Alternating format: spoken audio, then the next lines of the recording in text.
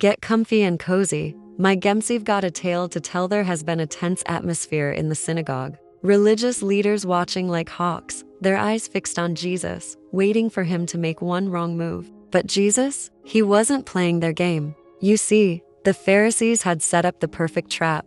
They knew Jesus would be there on the Sabbath, and they strategically placed a man with a withered hand right where Jesus couldn't miss him. Their plan? Catch Jesus breaking their sacred Sabbath laws by healing someone. Pretty clever, right? But here's where it gets interesting. Instead of avoiding their trap, Jesus walked right into it, with a purpose. He called the man with the withered hand to stand up in front of everyone. Can you imagine? All those judgmental eyes suddenly turning to this one person who'd probably spent years hiding his disability. Now, here's the beautiful part. While the religious leaders were focused on their rules and regulations, Jesus was focused on something entirely different. This man's faith. No elaborate ceremony, no special oils, no dramatic touch. Just 4 simple words. Stretch out your hand. Think about that command for a second. For this man, stretching out his withered hand was impossible until it wasn't. In that moment, faith met power, and everything changed. The hand that had been useless for years suddenly came alive, restored completely. But watch this contrast. While a miracle was unfolding, while a life was being transformed,